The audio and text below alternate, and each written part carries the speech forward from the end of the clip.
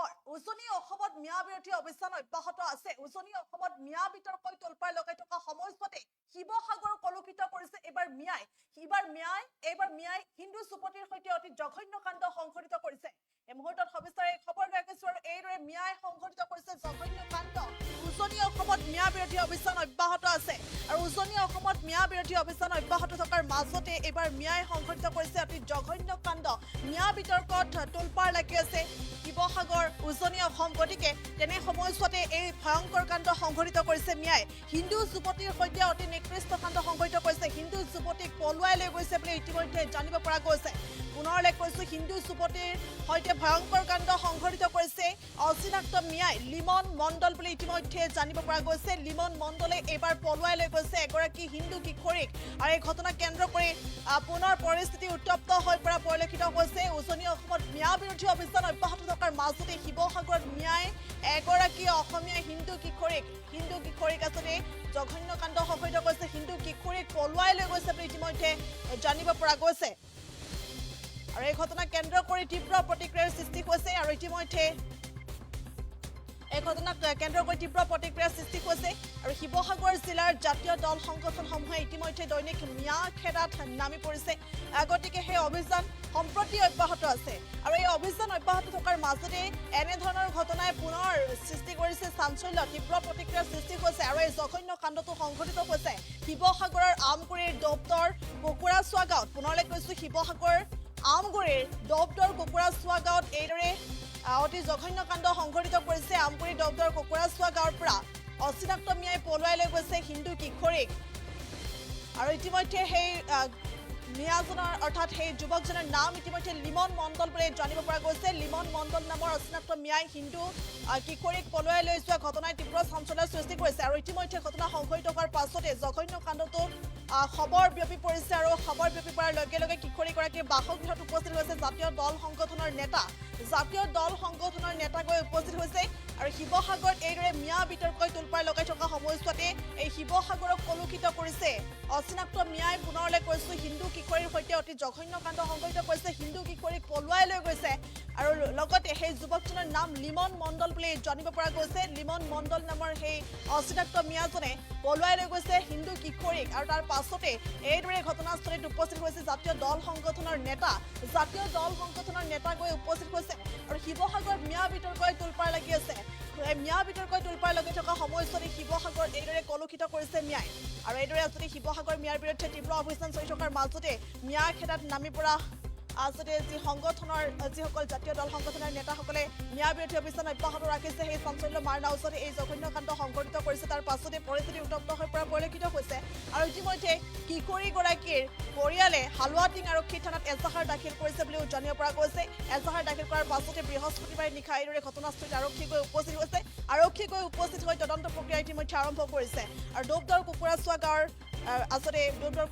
গাঁৱৰ এজন ব্যক্তিৰ গৃহত কৰ্মসূত্ৰে সেই যুৱকজনৰ লগতে ম্যালৈকে ভাড়াঘৰ লৈ থকাৰ ফলতে এনে ঘটনা সংঘটিত হৈছে বুলি অভিযোগ এতিয়া উত্থাপন হৈছে আৰু এইদৰে উজনি অসমত ম্যাদ বিতৰ্কই তোলপাৰ লগাই থকা সময়ছোৱাতে উজনি অসমত ম্যাদ বিৰোধী অভিযান অব্যাহত থকাৰ মাজতে শিৱসাগৰ এইদৰে কলুষিত কৰিছে অচিনাক্ত ম্যাই আৰু অচিনাক্ত ম্যাই পলুৱাই লৈ গৈছে হিন্দু কিশোৰীক। এই মুহূৰ্তত এমবিএন চহৰত কিছু দৃশ্যাংশ আছে, আগবঢ়াইছো।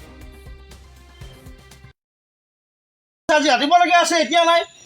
আজি ছোৱালী আপোনালোকে ৰক্ষণাবেক্ষণ দিছে অবৈধ বাংলাদেশী ম্যাদ দিছে, আপোনালোকে দিয়াৰ বাবে আপোনালোকে দিছে মানে ছোৱালী নাইকিয়া হৈ গৈছে। আপোনালোকে দিছে ৰক্ষণাবেক্ষণ। আপোনালোকৰ এই বস্তুটো এইটো আপোনালোকৰ মানে যিটো আপোনালোকৰ চৰিত্ৰটো মানে ইয়াত হেৰি হৈছে, প্ৰকাশ পাইছে এইটো চুৰি। আপোনালোকে আজি আপোনালোকে 2 পইচা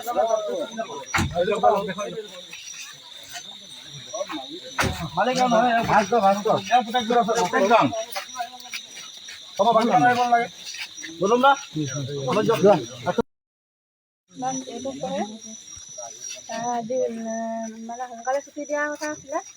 মাষ্টৰ এজনৰ হেৰি কি বুলি কয় সকাম দহা বা সকাম পতাৰ কথা আছিলে। ইয়াত সোনকালে ছুটি দিলে সেইকাৰণে।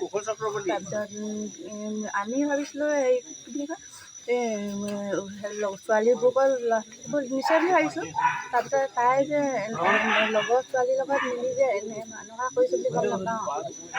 ক'লৈ গ'ল তাই? তাই এতিয়া ক'লৈ গ'ল আমি গম নাপাওঁ নহয় এতিয়া। কাৰ লগত গৈছে? কাৰ লগত গৈছে তাকো গম নাপাওঁ। আকৌ বোলে কিবা মিয়া এটা লগত গৈছে। মিয়াহঁতৰ লগত গৈছে বুলি কোৱা শুনিছোঁ। ক'লৈ গৈছে গম নাপাওঁ নহয়। কিমান দিনৰ চিনাকি তাৰ লগত? কিমান দিনৰ চিনাকি আমি ছমাহমানৰ মোৰ পৰা শুনা আমি। মই কিন্তু মোৰ মানে এটা মোবাইলটো বেয়া হৈছিলে প্ৰথমতে। ছোৱালীজনৰ কিমান দিনৰ চিনাকি তাৰ? আমি গম পাওঁ আজিহে। এই আপোনালোকে গম পায় আগত, কিন্তু মাক হিচাপে গম নাপাব। কিমান দিনৰ আগত? ছমাহৰ মূৰত মানে ইহঁতৰ মোবাইলটো বেয়া হ'ল। তাত মই নাজানো, মোৰ মানে অকণমানি মোবাইল এটা আছিলে, মোৰ মোবাইলটোৰ পৰা মানে ফোন কৰি থাকে ল'ৰাটো। নিজৰ ছোৱালীজনীৰ কথা কেলে জানো? কেতিয়াবা চিনাকি ইয়াত? কেতিয়া চিনাকি মানে তাৰ আইতাকৰ পৰা মোবাইলটো আছিলে সেই তেতিয়াই গম পায়। তেতিয়া আইতাকে লৈ থাকে মোবাইলটো, আমিতো লোৱা নাছিলোঁ। তেতিয়া আইতাকে এবাৰ ধৰিলে ক'লে ফোন কৰিছ বুলি। তেতিয়া তাই মানে ক'লে, তাই মানে বোলে এনেকৈ ল'ৰা এটাই বোলে মোবাইলটো বোলে মোলৈ আমাৰ মোবাইললৈ ফোন কৰি থাকে। আজি আচলতে এটা বহুত মানে দুখজনক এটা খবৰ হৈছে যে আপোনাৰ এই যে দুগ্ধৰ বুঢ়া দিহিঙীয়া গাঁৱৰ অঞ্চলৰ পৰা এজনী আপোনাৰ 14 বছৰীয়া ছোৱালী নাইকিয়া হৈ গ'ল। তাৰপিছত যেতিয়া গোটেই বস্তুটো পৰ্যালোচনা কৰিলোঁ, আপোনাৰ এজন মিয়া সম্প্ৰদায়ৰ লোকে ইয়াৰ পৰা 14 বছৰীয়া ছোৱালীজনী ইয়াৰ পৰা লৈ গ'ল। আৰু আমি যেতিয়া খবৰ পালোঁ যে গোটেই আপোনাৰ এই মানুহ ঘৰৰ পৰা আচলতে যিখন মানুহ আমি ইয়াত আছোঁ নহয়, গোটেই মানুহ ঘৰৰ পৰা আচলতে গোটেই মিয়া এটাৰ সংসাৰ চলাই আছিলে। তেওঁলোকে মিয়া ইয়াত গোটেই এটা ডাঙৰ এটা আপোনাৰ ভাড়াঘৰ ৰাখি পানি তেওঁলোকে ইয়াত এটা ব্যৱসায় চলাইছিলে। আৰু তাৰপিছতে ইয়াৰ পৰা আচলতে তেওঁলোকৰ কোনো ধৰণৰ লিংক নাথাকিব, কাৰণ আমগুৰিৰ নিচিনা জেগাত আপোনাৰ ভিতৰুৱা জেগা হয়, আমগুৰিৰ ভিতৰুৱা জেগা দিহিঙীয়া গাঁও। আপোনাৰ ইয়াত মানে আপোনাৰ কোনো ধৰণৰ আপোনাৰ দুগ্ধ কুকুৱাচা গাঁও, আপোনাৰ ইয়াত কোনো ধৰণৰ মিয়া আপোনাৰ লোৱাৰ আছামৰ পৰা আহি ইয়াত কোনো ধৰণৰ ইয়াত লিংক নাথাকে। কিন্তু এওঁলোকৰ ইয়াত যিসকল আচলতে ভাড়াঘৰ আছিলে, প্ৰায় আপোনাৰ 10টা 15টা আপোনাৰ ভাড়াঘৰ ইয়াত আছিলে। এই ভাড়াঘৰৰ পৰা আচলতে লিংক এটা লৈ পানি তেওঁলোকে এটা 14 বছৰীয়া ছোৱালী এজনী ইয়াৰ পৰা নাইকিয়া হৈ গ'ল। আমি টাইমছ এটা উদ্বেগ প্ৰকাশ কৰিছোঁ। আৰু এই যিঘৰ ভাড়াঘৰ আচলতে ইয়াত ৰাখিছিলে তেওঁলোকক আমি আইনৰ শাস্তি আপোনাৰ ভাস্কৰ নামৰ এই যিজন মানে আপোনাৰ ব্যৱসায় তেওঁলোক কৰিছিলে, চিধা কথা ক'বলৈ গ'লে তেওঁ ব্যৱসায় কৰিছিলে। আমি স্পষ্ট কথা কৈছোঁ যে অতি সোনকালে আমাৰ যিজনী ছোৱালী ইয়াৰ পৰা নাইকিয়া হৈ গ'ল, তেওঁক আচলতে ভাস্কৰ নামৰ ব্যক্তিজনে আচলতে উলিয়াই দিব লাগিব। ইয়াৰ অন্যথা কিন্তু আমি যিকোনো প্ৰতিবাদী ইয়াত কাৰ্যসূচী ৰূপায়ণ কৰিবলৈ বাধ্য হ'ম। তেওঁলোকৰ ঘৰত আচলতে আপোনাৰ ONC পাইপৰ দৰে আপোনাৰ ইলিগেলি যিখিনি বস্তু সামগ্ৰী জব্দ হৈছে, তেওঁলোকে ইয়াত ইলিগেল আপোনাৰ ব্যৱসায় ইয়াত কৰি আছিলে মিয়াসকলক লৈ। আমি সেই টাইমছ এটাৰ দাবী জনাইছোঁ অতি শীঘ্ৰে যাতে সমগ্ৰ বিষয়টো মুখ্যমন্ত্ৰী মহোদয়ৰ লগতে আমাৰ যি গৃহ বিভাগ আছে সকলোৱে যাতে পৰ্যালোচনা কৰক আৰু এইসকল ব্যক্তিৰ দৰে মানুহক আচলতে আইনী কাঠগড়াত আচলতে আনৰ ব্যৱস্থা কৰক। দুৰ্ভাগ্যজনক চাওক, আচলতে অত্যন্ত দুখজনক বিষয়। এই আমাৰ যি দুগ্ধৰ কুকুৱাচা গাঁও, এই কুকুৱাচা গাঁওখন আমগুৰি নগৰৰ পৰা যিকোনো খবৰৰ বাবে যোগাযোগ কৰক 7099017330 লগতে 7099017110 নম্বৰত।